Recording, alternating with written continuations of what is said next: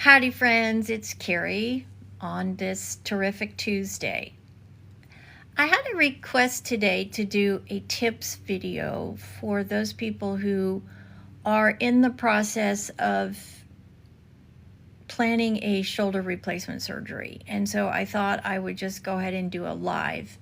It's a lot easier just in the way I'm filming right now to do a live. So this is going to be a live video, and it's tips on preparing for, going through, and recovering shoulder replacement surgery. As you can see, I've got ice and I'm currently icing. I'm in my sling, and today is sort of my first full day back really trying to get some work done. Obviously, I'm in my home. I'm not in my office because that's impossible at this particular moment, because I still need help.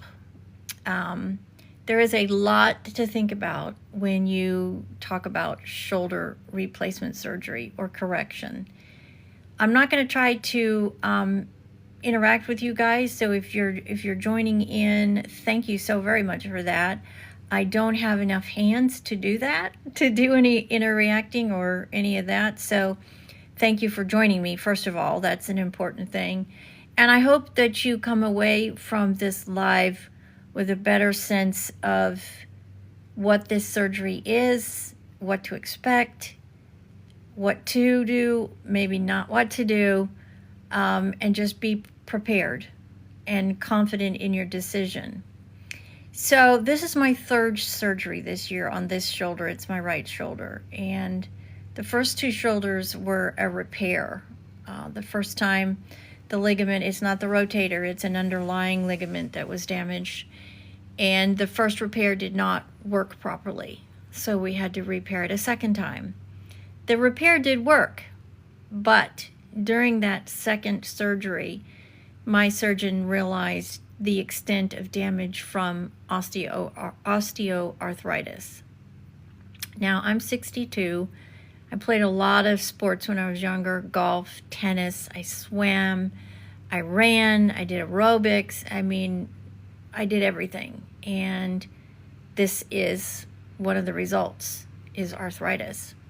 There's no cure for arthritis. There are treatments, but there is no method to eradicate arthritis. And so one of the things that you have to come to the decision is first of all, can you live with the pain? Can you not live with the pain?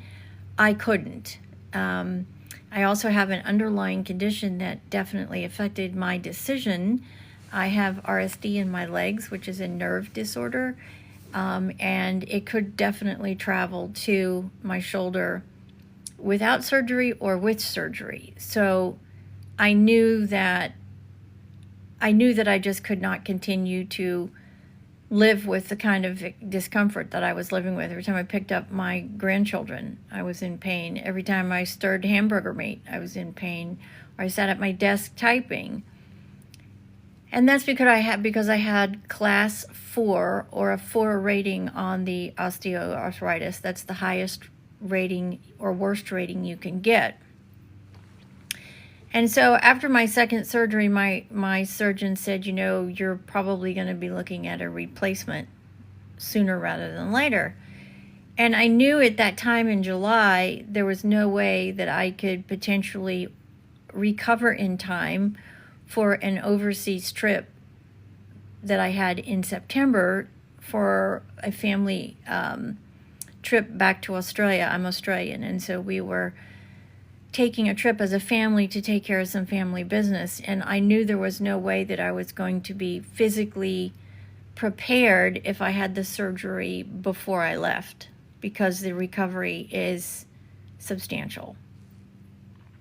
So I postponed this surgery to a time in the year that is slow in my business, a time where I knew that I could take at least 3 days off of work and not lose thousands of dollars. I own an insurance company, and so I planned this surgery at the slowest time of my year, which is this 2-year period, this 2-week period of time in December. That's a big part of this decision. because your recovery is significant. Hi, everybody. I get all these messages. Hi, Julie. Thank you. Hi, Helen. The one called Ken. Hi. Hi to everybody, and thanks for joining me today. I wish I could use two fingers, but I can't, two hands, but I just can't. One is indisposed. So if you're going to make the decision to have this surgery, you need to plan it in a period of time that you can truly take advantage of what you need to for the actual surgery and then the recovery. I have learned a lot in 5 days. I am an individual that is extremely prepared. I research and I watch and I listen and I read. And so I really thought I had done my homework. And I had up to a certain point. I had what is called a reverse shoulder replacement. So when they took the shoulder apart and replaced it with the mechanics, the metal, they put it back together in a reverse position. Not all surgeries are like that. Mine in particular was because of the extent of damage to the joint from the osteoarthritis, which again, there is no cure for that. You can treat it, but you can never eradicate it or make it go away. There is no cure. They don't have cure. So the first two big decisions are, when can you do it? Because you are going to be looking at an extensive recovery, an extensive at least 2 weeks where you can't do anything but recover. No driving. Depending on what kind of work you do, you may have to take time off of work completely. I, as I said, own an insurance agency, so I had flexibility with that I could still manage once I was feeling up to it to take care of the things that I needed to take care of, because my agency is a remote agency, so it's all done remotely. I don't have to worry about an office like I used to. For the first 12 years of my agency, I did have an actual office, and then COVID came along and changed everything. So now I do everything remotely, which is great for me, but not everybody has that gift, if you will. There are a lot of people that have to, go to work. So you're going to have time off of work. You may have to have disability off of work.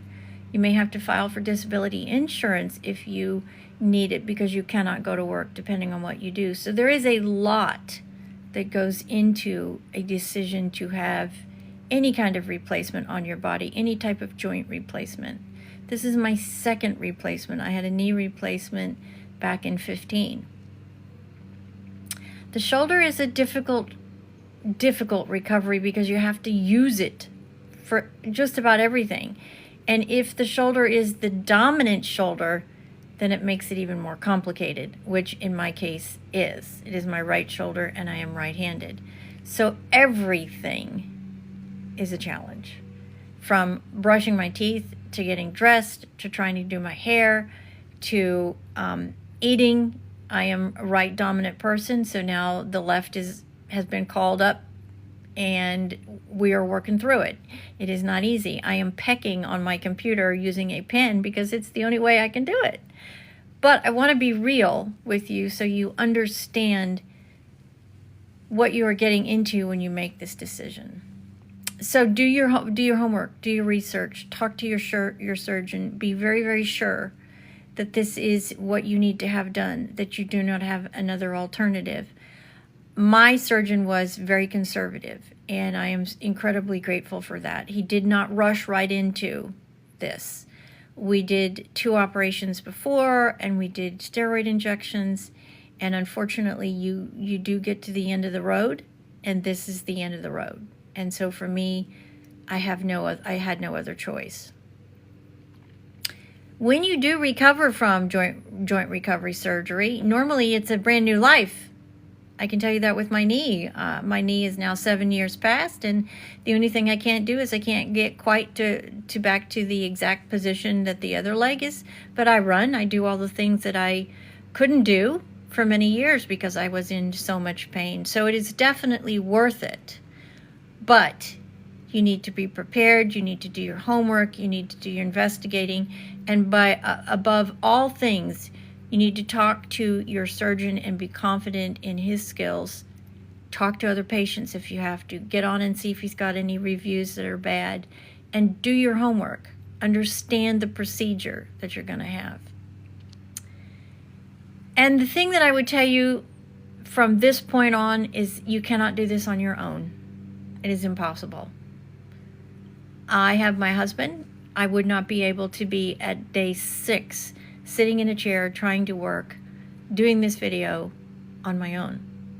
It just simply would not happen. This is no joke. You need somebody to get you to the hospital. You need somebody to get you home. You need somebody to take control of your medications so you're taking them as you need to take them, making adjustments to them, feeding, cooking, helping you get dressed, helping you shower. You cannot do this as an individual. You have to have help. So if you're not in a committed relationship, that also has to be part of your decision process. How are you going to manage it? Who is going to come help you? That's my husband, by the way. He is my partner in crime, and he is the person that has helped me through the last 6 days. You can't do it on your own. It's just physically impossible to do it on your own. So that has to be a part of your decision process too. How are you going to recover? Where are you going to recover? And who's going to help you? You cannot do it on your own. I'm a very independent person. I like to do things on my own. There's no way I could do this on my own. It's physically impossible. Just physically impossible to do things by myself at this stage on day 6 of my recovery. So that's a big, really important factor that you're going to have to consider, because one of the most important things you can do when you come home is to be on top of your pain medications. You got to take them whether or not you think you need them or not, because once you start getting into starting to loosen up the joint and do physical therapy, you will not be able to do it without it. I guarantee you that.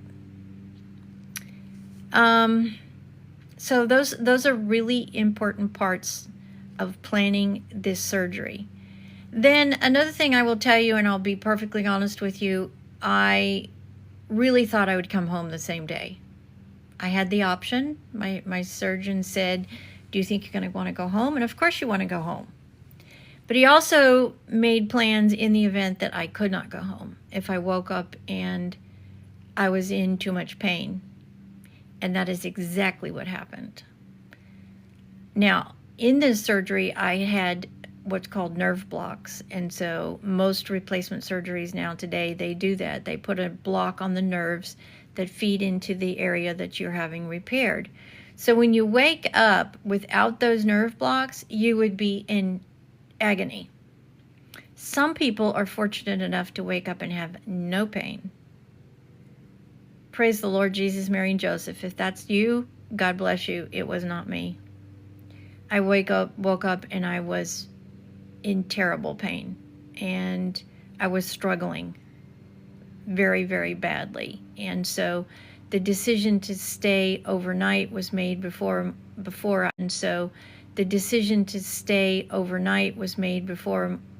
I even saw my husband, because I just knew, based upon my experience with my other pain that I have in my legs, that there was no way I was going to manage this at home by myself. I would have been miserable, and I was not going to put myself through agony and misery to have this done. So I stayed the night. I actually stayed 2 nights because I could not get ahead of the pain. That is a big deal. If you can't get ahead of your pain and control your pain, you're going to be miserable, which will then prevent you from healing, which will prevent you from eating and sleeping and resting and doing all the things that you need to do from this surgery. So do not set yourself up like I did and say, oh, I'm going to go home. I'm going to be home that same day. And then wake up and realize there ain't no way, sweetheart. You ain't going nowhere but right here.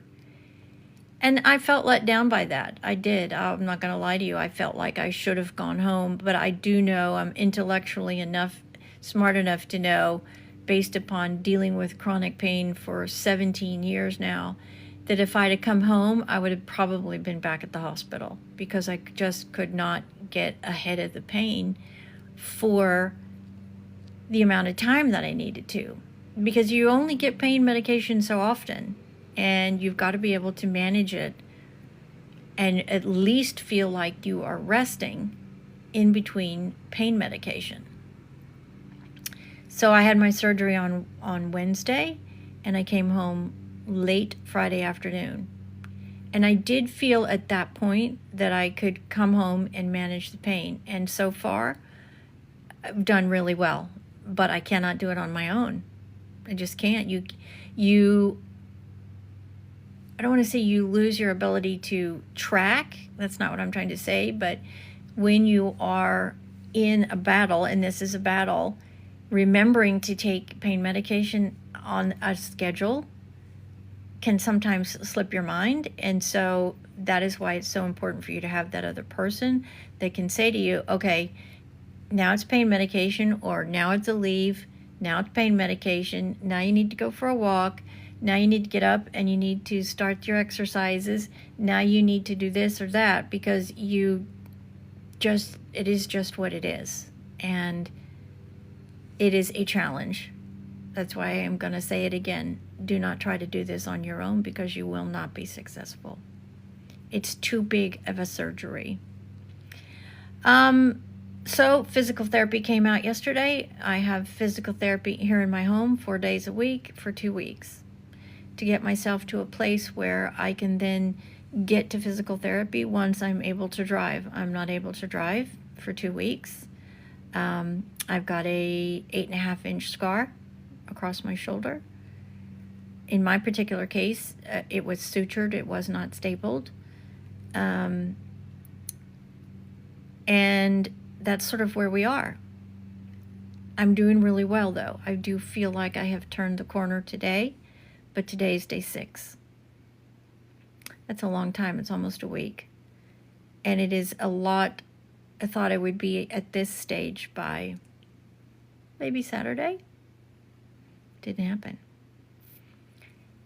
There was Saturday, and then Sunday, and then Monday, and now we're Tuesday. So that's a full 3 to 4 days behind where I thought I would be. And I have been through this before because I've had one replacement before. So just don't go into this with preconceived plan, because you got to be willing and flexible to change it based upon what your body is telling you. And your body will tell you what you can or you cannot do. Follow your doctor's directions without doubt. And if in doubt, call your doctor back and say, this is what's going on. Is this normal? Use them. That's what they're there for. Don't let anybody put you off. In my case, I have a very, very attentive surgeon. His staff is great, and I don't have any questions. But that doesn't happen all the time. You have to be your own advocate. Your partner or your person taking care of you has to be your advocate too. If it's not happening in the hospital, they're there to say, okay, it's not happening. Get it done. Take care of it, because you're not capable. And I think that's really it. For this video anyways, on Monday I go have my sutures removed, which will be the 23rd. So that will be 12 days after surgery, almost 2 weeks. And once that happens and I'm all cleared for that, then I will start my ability to actually go to physical therapy and really start the process of rebuilding my shoulder and loosening the shoulder up. You will find with this that you get very, very tight. One thing I noticed today when I woke up is I look like I've been through a war. I have bruising everywhere from my neck down to my belly button, through my rib cage, behind my back, up my arm, under my arm, on my chest, in my shoulder, on my shoulder blade. I mean, I look like I have been through a prize fight with Muhammad Ali and I didn't win. So be prepared for that too. That's kind of unexpected. Another thing you'll also have to do in your planning, and this is something that I did give a significant amount of thought to. This is a very bloody surgery. You can lose a lot of blood. So if you are nervous about a blood transfusion, then you should definitely consider having your own blood supply prior to your arrival at surgery. A lot of people have a lot of problems with that. I don't particularly, but a lot of people do. I've got family members in the medical industry, so I come from a little bit different perspective. But if you are concerned about, using somebody else's blood, then think about taking the time ahead of surgery to donate enough blood for you that if in the event you need a transfusion, that it's available to you. I didn't, but it does happen frequently because this is a very bloody surgery. Another thing I would tell you in your research, I watched a couple of videos. The animated ones are okay. I would encourage you not to watch live video because they are very bloody. And if you have trouble with blood, may not be a good idea. May give you a lot of fear ahead of surgery that you don't need on top of just the normal fear that you're going to go through because it's major surgery and somebody's putting you to sleep and it's a big deal. So, but I would encourage you, however, to watch the animated surgeries because then it will tell you exactly step by step what you're going to go through, what's going to happen to your body, what they're going to do to your body, and what your body's going to look like when you're done. I would definitely encourage you to do that, just not live. I wouldn't encourage you to watch a live surgery. It freaked me out, and I watched it for about 3 minutes. I'm like, oh no, I'm done. So I hope that helps you. Pre-planned food. My kids were great. My church is great. My family is great. Have food in the freezer so your partner doesn't get exhausted in the process of taking care of you. So all I got to do is pull it out of the freezer and pop it in the microwave and you've got dinner. So do some pre-planning there. If you've got animals, you got to pre-plan the animals too. It's very important. I think that's really all as far as where I am from start to today, which is again day 6 of my journey. And I'm doing okay. It's one day at a time. It's one morning, one afternoon, and one evening at a time. And it's okay to get discouraged. It's okay to get frustrated. It's okay to feel like you sort of let yourself down. But just remember, this is not a normal thing you're going to go through. So put your expectations reasonable and not unreasonable. I have a tendency to do the unreasonable. I won't any longer because there's no joke. This is a big deal. And you need to really, really process how it's going to affect your life for a good 2 months. 2 weeks for sure, you cannot be on your own.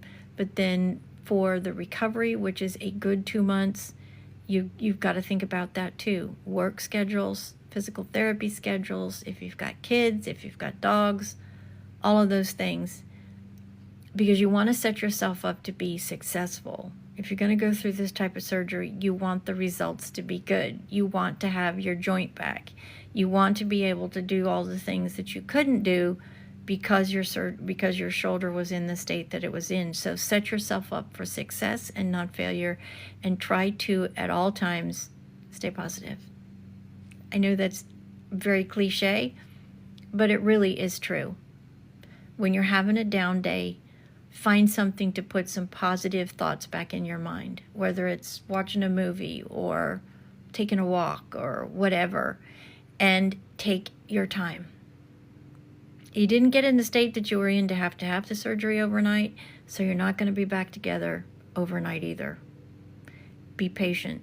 And remember to always thank those that are taking care of you for their time. I'm incredibly blessed. I have the best husband in the world. and he is so attentive. And I know the only reason I'm here on day 6 is the fact that he has taken such good care of me. You have to have that support when you go through this type of surgery. I'll continue to make these videos. You guys are awesome. Thank you for asking. I hope this is what you were looking for. If it's not, please just shoot me a message and tell me what it is, that the area that you want me to sort of do a deep dive on, and I'm happy to do that for you. And I really do hope that it helps somebody out there who is considering having this very major surgery be a little bit more prepared. And if it helps you have a successful surgery, then that's what it's all about, giving back. My community online here is fantastic, and so I'm here to help whenever I can. God bless everybody. Thank you so very, very, very much for joining me on this Tuesday before Christmas week, which is next week. Can you believe it? We're at Christmas. Crazy time of year to have this surgery, right? But actually, it's a good time of year too, because things sort of slow down and people are more forgiving. Think about that too when you go into figuring out when is the right time for you to have this surgery. You don't want to put any more undue stress on yourself than you have to, whether it be at home or work. God bless. Have a wonderful Tuesday wherever you are, and thank you so much for joining me today. This is Carrie from Texas, and I will see you in the next live. God bless everyone. Have a great day.